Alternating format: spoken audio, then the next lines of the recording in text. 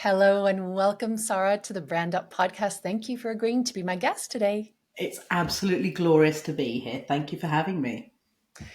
So let's begin by doing something that hasn't always been easy. Why don't you share in your own words with everyone listening what the work is that you do in the world? So, I am a DEI, design thinking strategist and neurodiversity coach, which is a piece of language I didn't have before this. And what that actually means is that I go into corporate environments and I help them with their neurodiversity inclusion. And what that means is when you've got diversity and inclusion, it's often like an elephant in the room that nobody likes talking about. And just because we know that there's an elephant in the room, if we don't do anything with it, doesn't mean the elephant's not there. It's still there. And what I do is I go into corporate spaces and with compassion, kindness, and gentleness, we look at your elephants. We look at where things are not inclusive, where there is hostility for people that are working in your business, and we address it. And we remove those hostilities. I work with systems, processes, complex people problems. And we make workplaces that are a joy to be in. With my coaching. Workplaces that work. For everything. Sorry, go ahead. Yeah. Workplaces that work for everybody. Yeah. And that's how it should be. And most businesses want their workplaces to be places that work for everybody, where their employees are happy and joyful. And one of the problems with diversity and inclusion is people are so terrified of getting it wrong. So they put it into a corner of, we know we're not getting it right, but I'm also scared of trying because I might get it wrong and it might upset somebody else. And I go into businesses and we look at the elephant. We acknowledge that you will get these things wrong. And it's the journey of looking at your elephants, doing the thinking, understanding the problems, and then doing something different, which takes people further on their inclusion journey and creating workplaces that work for everybody. And you do the same as well for people that you coach individually, because you also coach neurodivergent leaders inside big businesses and also who run small businesses, right? And what I know is that my neurodivergent community, and when I talk about neurodivergence, I'm talking about dyslexia, dyspraxia, dyscalculia, ADHD, ADD, autism, tic disorders, and acquired neurodivergence. So I don't go in looking at just one thing. I work with the spectrum of neurodivergence. So with my one-to-one clients, they are often people who have been in corporate environments and have burnt out because there has been hostility and non-inclusive practices there, and it doesn't work for their brains. What they then do is they go, I'm going to work for myself. And the thing is that the only model of running a business that they've got is the thing that burnt them out in the first place. So they tend to then design a business that mirrors the thing that burnt them out in the first place. And what we do together with my coaching, and we all know how that ends. Oh, we all do. And then we go, shit, I can't work in a business because that burns me out, and shit, running my own business burns me out equally. But what we do together is we unpick the received notions of what a business looks like. We unpick the habits, the behaviors, the rhythms, the patterns, the expectations of what running your own business looks like. And once we've deconstructed it, we then hold experiments. And with curiosity and playfulness, we try new ways of running a business so that when people finish working with me, they have a business that runs and works for them. It has habits, behaviors, rhythms, patterns, supports that meets their needs, rather than recreating a business that burnt them out in the first place. So that's what I do with my humans. every part of me is rejoicing. And I just want to say to you as you're listening that Sara and I have tried a couple of times to record the podcast, and we seem to have just a little bit of a lag. So if you can bear with the slight lag, if I'm sounding interrupty, it's not my ADHD kicking in. It's that I'm thinking there's a pause when there isn't one because it hasn't quite reached my ears yet. So if you can, if you're of a certain age and you're used to international, you remember international telephone calls back in the day when I was a child with my grandparents and interrupting each other and talking over each other. That's how we're going to roll today, because it's important for us to have this conversation really and share it with you. So Sara, thank you as well for bearing with the tech challenges. I don't know. We don't know why our boosted routers aren't doing their thing, but we're going with it anyway. So hearing you talk about that fills my heart and my brain with fizzes of delight, because you and I have known each other for a few years. And last year you made a decision in 2022 to come and work with me within my Loud and Clear program to get clear on your brand voice and to develop a guide for your brand voice that would not only help you know exactly what you want to say and how to say it in every situation connected to your business, but also eventually help people who are supporting you. And you do have a team of people who support you. So be that to create your content for social media or to write your website. And I remember you saying to me when you understood the work that I do with brand voice and strategy and messaging, I have to work with you because, do you remember what you said to me, what you couldn't do at the time? No, it probably involved. You said, I probably said something like, I remember. I know what I do, I just can't tell anybody about it. Or I don't know the words to use to talk about what I do. Because it's complex. Yeah. And I love that at that, yeah, it's super complex. And it's big. And actually sitting inside what I do, I know it in intimately. So I went into all the details and all the things that all the things that I'm holding inside, all my knowledge and experience. I just want to, and that overwhelmed me and prevented me from actually telling people the things that they needed to hear about what I do, who I do it for, and how I help people. And I think as another founder with ADHD, having worked with lots of founders with ADHD, that's a really common thing, right? We're inside our businesses and we know the intricate details and the immense depth of the work that we do. And we see all of these fabulous connections that are perhaps not obvious to other people who don't have the depth of experience and of intricate knowledge that we have. And so it's like a logjam. You have all of this good stuff. It's all in your head. And it's the image that's coming up right now, which is perhaps not appropriate, is Julia Roberts in Pretty Woman standing there and saying, I have all this money, and no one will take my money, when she wants to go and buy the clothes because everyone looks at her and can tell that she's a woman that wouldn't necessarily come into their high-end shops normally. Super judgy, horrible.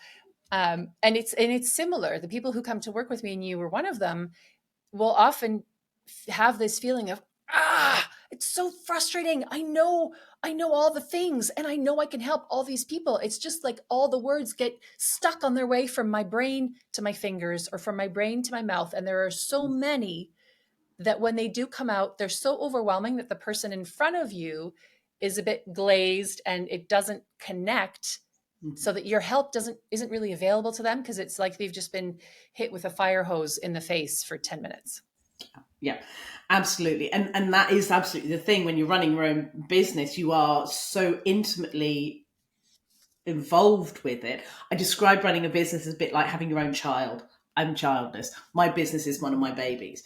But when you birth this business and it's your thing, you've created it, you've gestated it, and then to be able to put it out into the world, you have to look objectively at it and not talk about all the things you can give people, but what it is that they want to get from you. And it's that separation and that objectivity that I needed from you, just as my clients come to me and they can't see that there's another way of running a business, because all they've got is this business that they've birthed and created, and they can't objectively look outside how they're running their business to find an alternative way. And that's why I wanted to work with you, is because I knew I needed to have some professional expertise to sit with me with safety for me to go, these are all the things. And for you to go, okay, let's pick out all of these little bits and we'll put them together into this story and this narrative that people will then be able to understand and digest. Was the process easy, Sara? No. There were bits and times where I was just like, I can't do this. I just no. There were times where my brain was in the nope place, and I'd come to you every now and again with my hands on my head, pulling my hair out, going, I don't know the answer to this. I just don't know the answer to this. And you sat there with me, and with infinite patience. Sucking it out, dragging the bits out that I did know, but I'd become so overwhelmed with all of the information that I didn't know the bit that was underneath all of the overwhelm. And you sucked that stuff out of me into a point where I now have a brand voice guide that has, if it was a book, it would be tattered, thumbed, torn, coffee stained. Because I use it on a daily basis now. It's amazing. That is music to my ears, because creating that brand voice guide and the messaging that's within it and all of the strategy that you pour into that is the biggest gift to a founder with ADHD. Because what I've learned through my own painful, repeated experience and watching my clients is that we can create awesome stuff when the energy hits, right? When the dopamine is flowing and when we're in the groove, we can create amazing content. And then we forget. We forget it exists. We forget we ever had the thinking that generated this amazing content. And so going through the process of Loud and Clear as a one-to-one client, which you did, when we actually co-create it actively on every single conversation we have, and if it means me being the person who does the inputting into your actual guide while you're free thinking and we're having conversations, so it removed, especially for you with your dyspraxia, you had said that sometimes it was the actual act of filling it in that made it hard. And so because we were working one-to-one, I was able to adjust for that and say, okay, no problem. We were working, sharing a screen. I took over the data entry piece of it, the capturing of what you were saying, and you were free then to follow the wonderful meanderings of your brain and to go, oh, and there's another thing. Oh, and then I also remember this. And oh, wait, didn't we talk about that? And we were constantly flipping where we needed to flip to fill in gaps that may have been left previously, or saying, hang on, we've already done that. Let's go back, so that I could be the memory that perhaps your creativity wasn't able to access in those times. And you've done the work of making all of the decisions that you don't have to make anymore. And in doing so, you're saving so much time, as you've said to me, and so much energy, but also you have a record of the decisions you made, and past Sara gifted today, Sara, this incredible encyclopedia of your business that you just need to thumb to the right section or the right page. And when you have an opportunity, which you have had in droves since we've done this work, you just go to the thing you've said to me and pull it up. Can you talk a little bit about how you said it would be thumbed and coffee stained? And I love that image of it. How are you using the brand voice guide and the messaging that you created in there? So it was even things like when I'm doing keynote speeches, because one of the things I do is I do training, but I also do keynote speeches. And when people invite me to do a speech or a talk, or then can you give me a bio? And actually, the work that we did inside the brand voice guide was all the thinking that instead of me writing what was my really rather dull bio, my name is Sara Kedge and I went to university and I do these. I actually have a bio now which goes beneath that surface stuff and actually is an engaging conversation starter to tell people who are coming to the talk not just what I'm going to talk about, but actually why they want to listen to me. Without saying, I've been teaching at university for years and I've got a group and I've got this and it's more it's more weight, it's more characterful, it's more expressive. As you can, if for those of you that are watching rather than listening, I have sort of pale blue green hair. I've got a bright pink top on. I am energetic and I'm a characterful, and the brand voice guide enabled me to have a bio that reflects that. So it keeps me completely on brand. When I'm writing my social media content, I don't have to think about the messages I want to put out there because I have my messaging already done. So if I want to do a sales sequence, which I did a couple of months ago, I went to my brand voice guide and I was like, okay, I've got a sales sequence. I wanted 10 value posts, 5 sales posts. And I went to my brand voice guide and went, that one, that one, that one, that one, that one, and those. And then I just wrote content that met with the brand voice guide. And I didn't have to think about it. And actually the brand voice guide I'm just about to start doing reels. I should be doing reels already, but I'm not. And I've gone to the brand voice guide and I've planned out my reels. I've got about 2 months worth of reels planned out. And I didn't have to think about them. And the messaging which is really important when you're talking about a marketing approach, it's consistent. It's consistent not just with what my business does, but with my ADHD dyspraxic brain, I can go off and squirrel hunt down sort of all little things. And I can still do that. I can still go off in my little thing and make sure that it's attached to one of the key messages that link to my brand. So I can go squirreling and still be consistent. So it's been phenomenal in all of the ways. Even with doing this podcast, I did another podcast last week. I've got a podcast later on this week. I've gone to my brand voice guide and I've read through my stories, read through my fireside pitch, read through my key messages, read through my big why. And it's enough to sort of skim read that so that when I go into a podcast, I know that I'm on message because it's attached to my business. It's attached to my values. It's attached to my why. It's phenomenal. That is just music to my ears. Music to my ears, because when I, years ago, when I created the Loud and Clear program, that was absolutely the intention, is to remove the stress and remove a lot of the Velcro that can get in the way of us creating content, marketing, selling, just being in the world with a business and saying, hey, I have this thing. I am here. This is how I can help you. If you're looking for this and this and this, these are the ways that there is support available. And doing it in a way that isn't the way that you perhaps have been told that you should be communicating, harking back to, you are someone with all of the fabulous, very serious and weighty degrees on your walls, and you have and do lecture at university, and you've done all sorts of things, and that you definitely have the gravitas. Yeah. But if you don't know what you're saying in a way that is a match with the way that you show up in your work, having a super conservative standard bio and then having you show up in a corporate setting, that's a huge disconnect, and it doesn't work, right? And I don't want to work for people who don't want a green-haired queer human standing in front of them.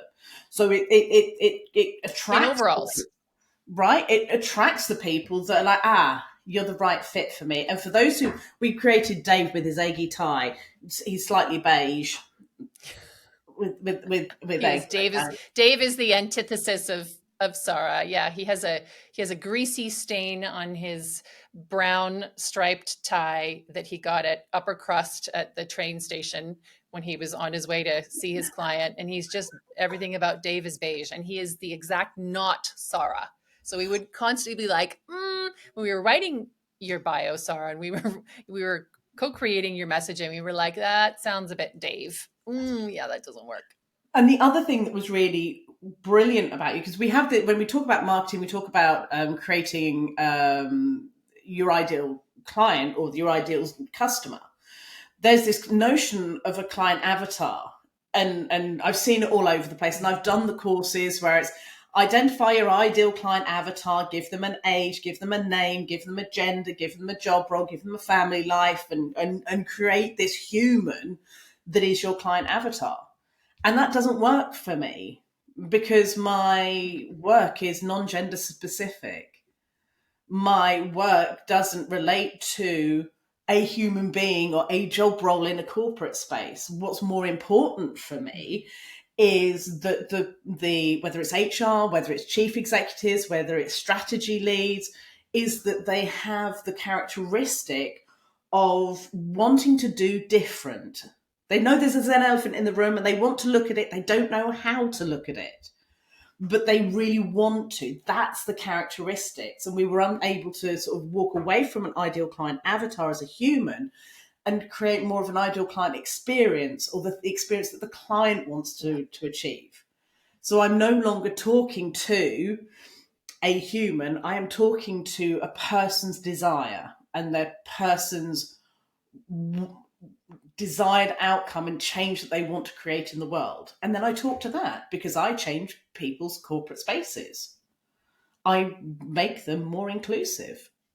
So it doesn't matter whether you're a director of HR or head of strategy or your L&D lead. What you do want in that corporate space is you want different. You want people that are in your workspace that feel welcome, that feel included, and that the systems and processes you put in place enable the human beings in your business to do the best that they can. And that's the fundamentals of equality and inclusion.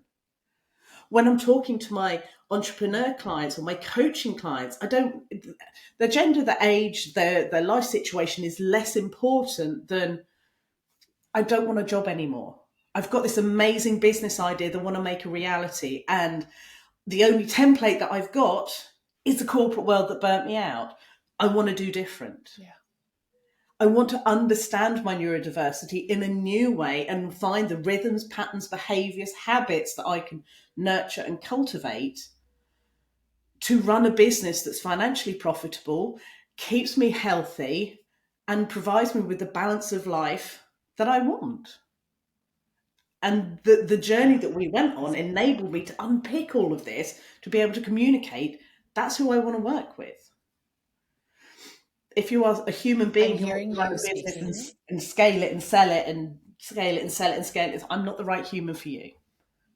If you want to have a box ticking exercise in your corporate space and you just want to go and get your Disability 2 Ticks award, or you want to get your Investors in People, or you want to be a B Corp and you just want to tick some boxes, I'm not the right person for you.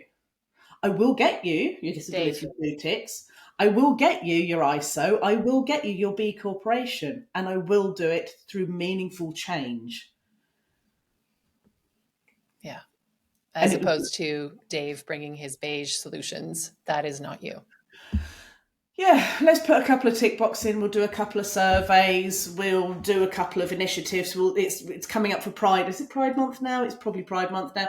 We'll stick some rainbows on some things and sort of start up an employee support group. That's not inclusion. That's not you. That is not you. Inclusion. It's not inclusion.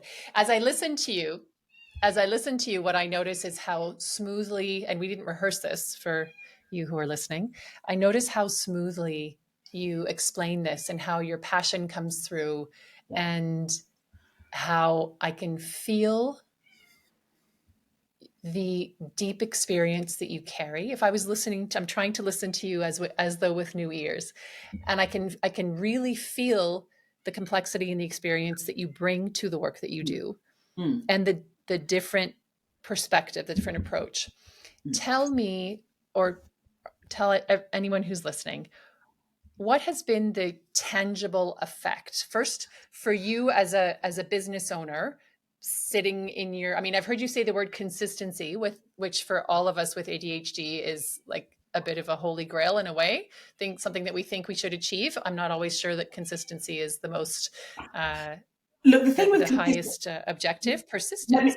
Let me take up consistency right now for you, because when we talk about consistency from a neurotypical way, and when I say neurotypical, I mean people whose brains are not ADHD, dyslexic, dyspraxic, dyscalculic, blah blah blah.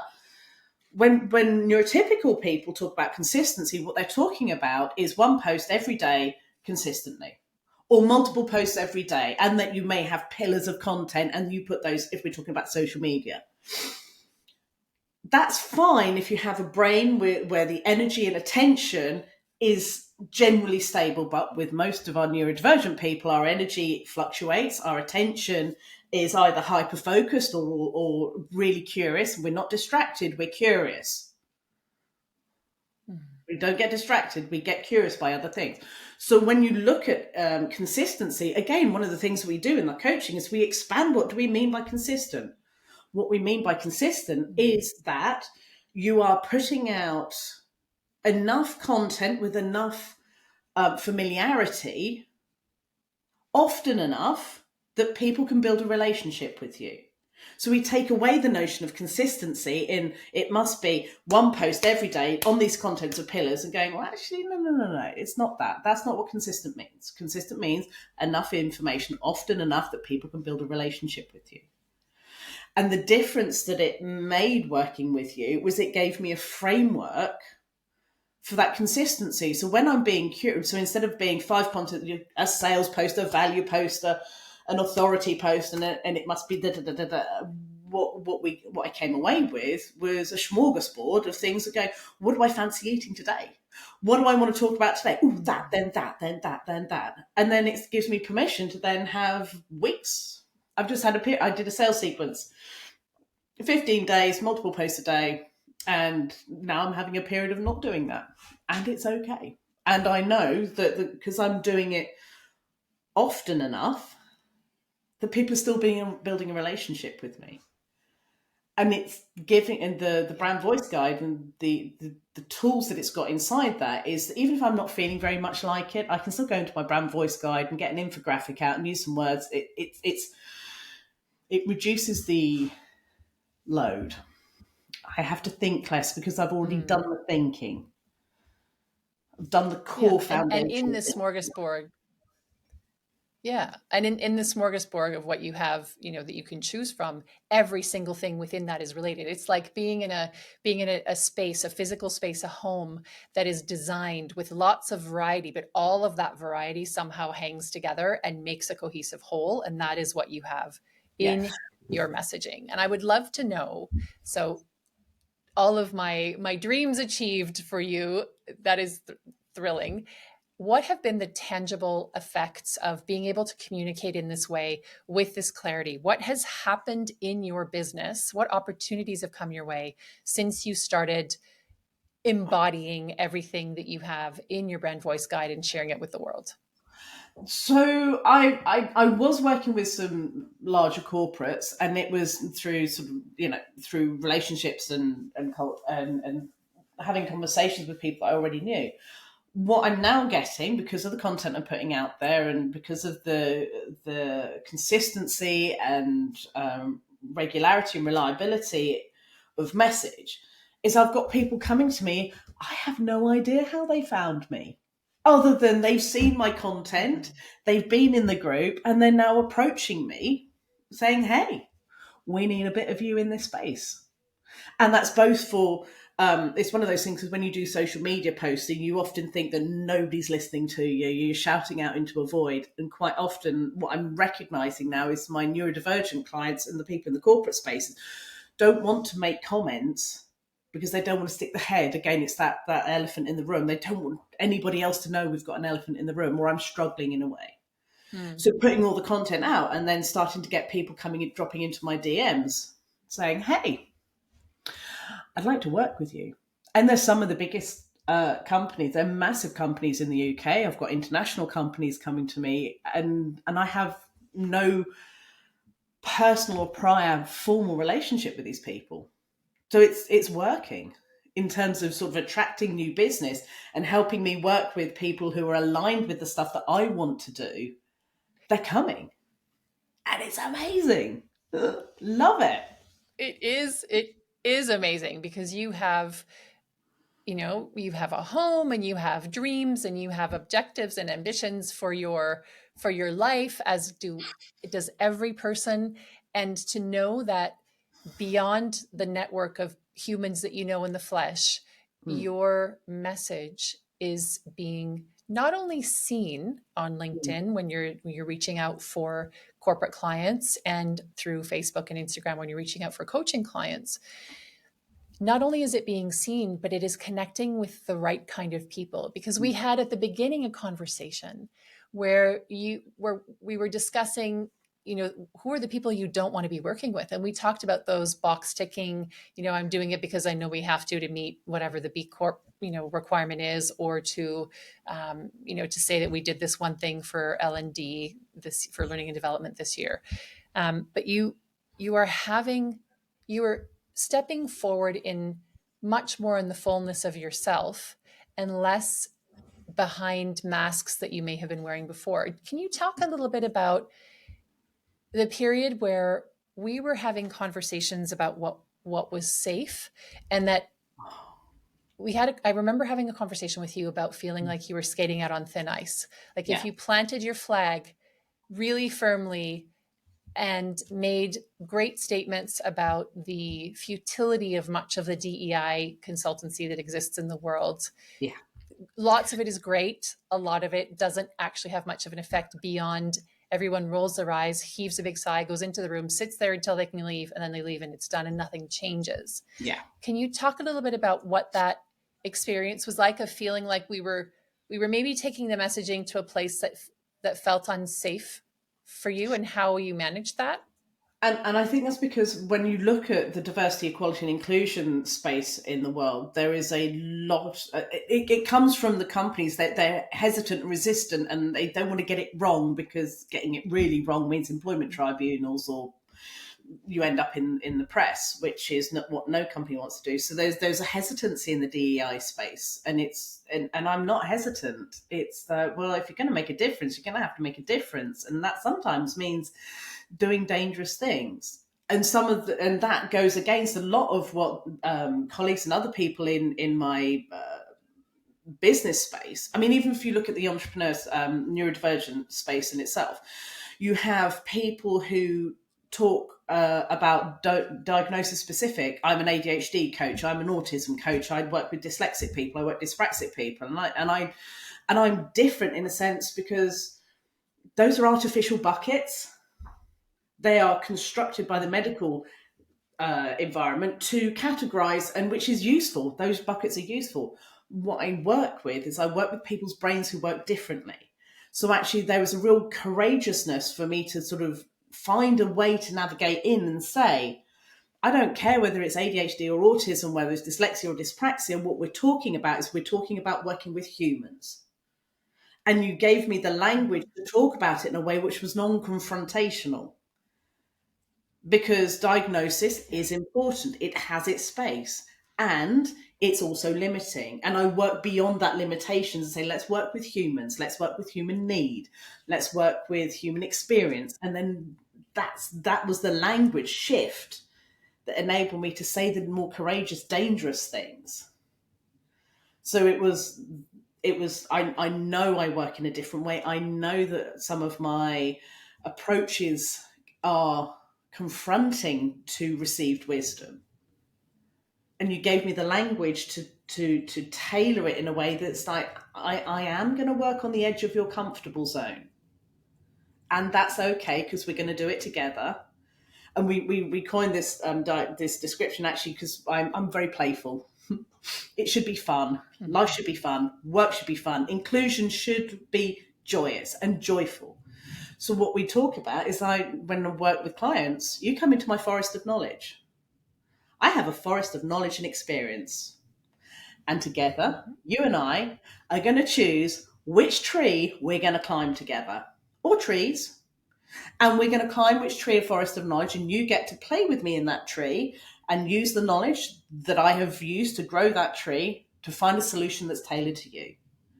And again, it's that shift from, you have one intransigent problem which will have one solution, to, do you know what? I have a bunch of knowledge. As you said, I've taught at university. I've got postgraduate degrees. I've got a wealth of business experience. I've set up businesses, and I've been supporting entrepreneurs for years. That's less important than working out from this forest of knowledge, which nugget of experience do you need to make the change in your business, change in your world, that's going to make a material difference. And that does not look like a survey often. That does not look like a sheep dip training. Yeah. Yeah. Did I answer the question? And that is what makes the difference. You did answer the question beautifully with lots of colorful imagery and detail, and I love it. There was something else, though. We mentioned, I just want to touch on before we wrap up. You mentioned the group, because one of the things that you do is you have a group called How to Entrepreneuro on Facebook.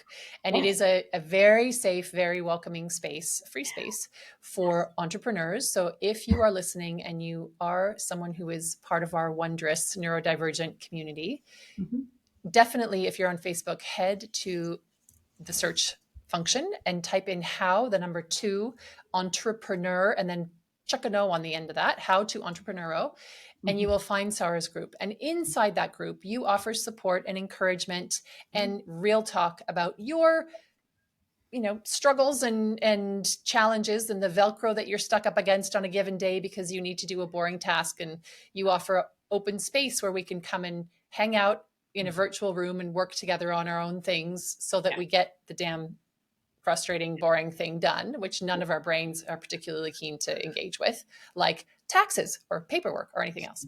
And in that group, I've also seen a shift, and you did something that you hadn't done before. You mentioned that sales sequence. You made it obvious how people could work with you, and you hadn't done that before. Before, you were a host in a space. And during that time, it became very clear that you were an amazing host in a wonderful, safe space. And actually, we could get even closer to you and benefit even more from your work. So can you talk a little bit about that process of going from, I'm just hosting this space and once in a while I'll tell you if I have a thing, but to actually actively promoting that? I think one of the things that I've wanted, I set up How to Entrepreneuro because at the beginning of lockdown, I was setting up this business. I was locked in my house on my own. We were all locked in because it was COVID, and I had no peers. And it came, and a friend of mine said, we're doing this new podcast and we want a group, and it's called The Entrepreneuro Show, and we want a group, and would you like to do it? And I was like, yeah. Because at that time, I was sitting in my house trying to set up a business with no peers. So it was like, okay, I will have a group and I will set up my own group and meet my own needs. And that's how it's started and how I intend it to continue, because I host it in as much as I hold the boundaries of the space. We have one rule: don't be an arse. And I hold the people to the boundaries of don't be an arse. Beyond that, it's still my space. I still need the support of the group and the people in that space. There is that when you go into, when I've gone into other groups, you have the host who is the person who disseminates knowledge and actually that's not what I need the group for, and that's not what I love the group for, because I will pop in there and go, I'm really struggling on any given day. I'm really struggling with this. Anybody got any ideas? Or I have a question. So it's creating this environment where it's safe to ask the questions, and I'm modeling the safety. I'm modeling the vulnerability, saying, I'm really struggling right now with this thing. Can anybody help me? And that vulnerability invites people out of the shadows into saying, I've tried this, or I'm also struggling with this. And then people then start asking the more courageous questions themselves.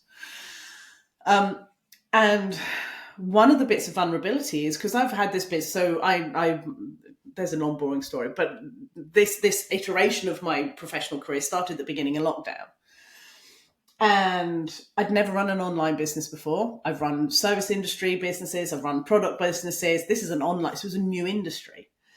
So certainly I'd never hosted a community before. So this was a point when it's like, actually, I've been running this community now for a few years. It's a brilliant space. And those are the people that I can really help. And they don't know I can help them. So I held this 15-day sequence, and it was really brave of me. Well, I felt it was really brave because I'd never done it before. And it's doing it in a space where I've held, one of the boundaries is you don't sell in my space. You just don't sell in How to Entrepreneuro unless there is a post. Well, actually, that's, by the way, it's about time we did one. There is no selling space unless it's been a while. Unless you have specific permission, you don't sell. So actually, what I did was I sort of put the vulnerability out there going, I need to try this because I've never tried a sales sequence. And I'm going to try it on you lovely people. And because the room is where the people that I can really help are. I can change your lives. And I can't change your lives if you don't know I can do that. So I held this sales sequence, but I told everybody what I was doing first. And this is one of the things, I have this saying, I will play any game as long as I know the rules. So I told people the rules. Yeah. And we had 10 days of value posts, which was, this is what I do, this is the change that I make, this is how I work, and then I had 5 days of sales posts, which was straightforward. This is what you can buy, this is how you can buy it, and this is why you want to buy it. Drop me into a DM. And it was terrifying because it's something I've never done before, but I lent in. Nobody trolled me. Nobody criticized me. I don't think we had very many people leave the group, and certainly because I put the same content everywhere, my audience didn't reduce. And I got new clients. People came and worked. Amazing. So it's almost ridiculous. If you tell people that what you can do and how they can work with you, they then choose to come and work with you. But yeah, but if you don't give them the opportunity to buy, then they can't buy something that they don't know exists. And when you have a neurodivergent brain, you will have had such deep experience of saying the wrong thing, not understanding the secret rules, not getting the codes, not knowing which button to push or not to push. There's a lifetime of experience of everything that you have everywhere you've inadvertently misstepped. And so there is an absolutely logical and absolutely not only understandable, but sensical reason that you may resist selling the thing. But the reality is you have a mortgage to pay or rent to pay and, life to fund, and no one's going to come and ask, please, can you tell me about the thing that you sell? Yeah. And if someone does come and ask, then that's the nudge to make it available for more people, because we don't actually know what others are thinking, and we don't actually know what they're going to think about a thing that we put out into the world. And you went from, I don't know how to say the things that I'm saying to the things that I'm doing to actually, not only are you clear on the things that you say, clear in how you explain the work that you do.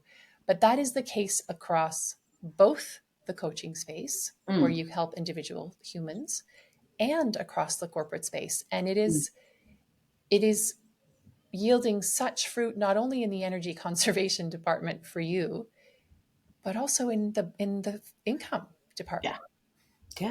Yeah. And I didn't, again, when I'd created the sales sequence, it was easier because, again, I went to my brand voice guide and I'm like, okay, so I've got 10 days worth of value posts, and I went to my brand voice guide and I'm like, okay, so this, and this. And again, I just sucked it out and just didn't have to think about it. The sales post, it was really clear that this is what I'm doing, this is why I'm doing it, this is how you can work with me, and this is why I work with me. And one of the things I'm still resisting with you, I'm not going to lie, is you still got resistance from me in going out there and getting testimonials. That's still a demand avoidance thing for me. Yeah. And we're still working on that. Yeah. And we're working on that, because after the Loud and Clear program, whether anyone works with me one-to-one or in the group program, and I will link actually to the page about Loud and Clear in the show notes. So if you're curious about working with me, you can work with me one-to-one on Loud and Clear, as Sara did, or you can work within a small group that I curate and bring together entrepreneurs who are neurodivergent, usually with ADHD, but they might have other flavors and probably do. Have a look at that. You can look at the link in the bio. But lost my train of thought. Typical ADHD. There was a thing that you said. I just lost my train of thought. Linking to the bio.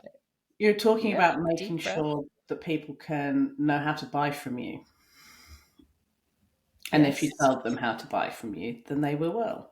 And then you start talking about being able to drop a link into the show notes that people can join your group program, which is a bunch of entrepreneurs, or do what I did, which was utterly incredible. If you have the funds, the value of working with Anne one-to-one is just, it's fun. You're awesome working in group spaces, but the one-to-one attention, absolutely.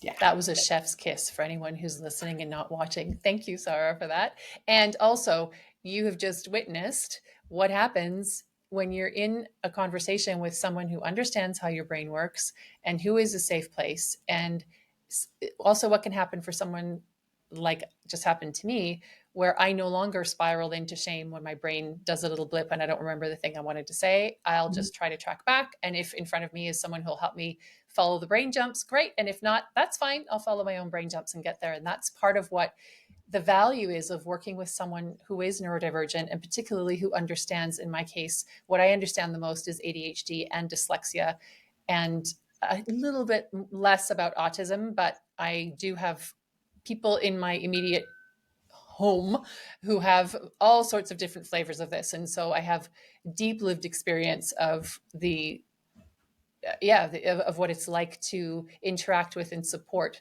folks with different kinds of neurodivergence. So it is delightful to see you growing, Sara. It is delightful to see you expanding and sharing, giving people the opportunity to work with you, sharing what it is that you know.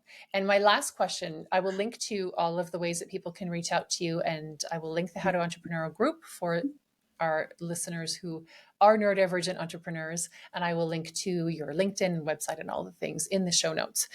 One last question, which is, if someone who owns a business is, as a result of this conversation, thinking, I'm not sure if, well, two questions actually. One question is, I'm not sure how to be more inclusive. I'm not sure how to be more open in the way that I communicate, in the way that I work with my clients, so that I signal to others that everyone is welcome. What would be, I know this is an impossible question, but I'm asking it anyway, what would be perhaps a place where people could start to bring more inclusion into their business, even as a business of one person or 1.5 or 2 people? Okay. You start with the tiny things. And if, for example, gender is the thing that you're coming up against, so for example, you run a women's group or a men's group, and you're thinking about, well, how does that fit with non-binary and trans people? Start there. Start with the tiny things. Like underneath, we have pronouns. This is the tiniest thing you can do to start your thinking. Do some reading. If it's you are aware of possibly colonialism or the impact you might have on people of colour, start there. Do a bit of reading and make a move forward. And acknowledge within yourself that this is a journey. I've been doing this inclusion work for the best part of 20 years, and I am still messing up on a regular basis. I am still finding areas that I need to continue to do work on. And this is after 20 years and fuck ton of study and research and work and all the rest. I'm still growing. So your starting point is acknowledging that you are where you are and you want to move forward, and just move forward tiny little bits and just keep incrementally moving forwards, and acknowledging that some people will feed back to you that they dislike the change that you've made. And as long as you do the thinking that underpins the move forwards that you're making, and you are sure about the thinking, then do that. Acknowledge and accept the feedback that you're given, do the thinking around the feedback, and make a decision.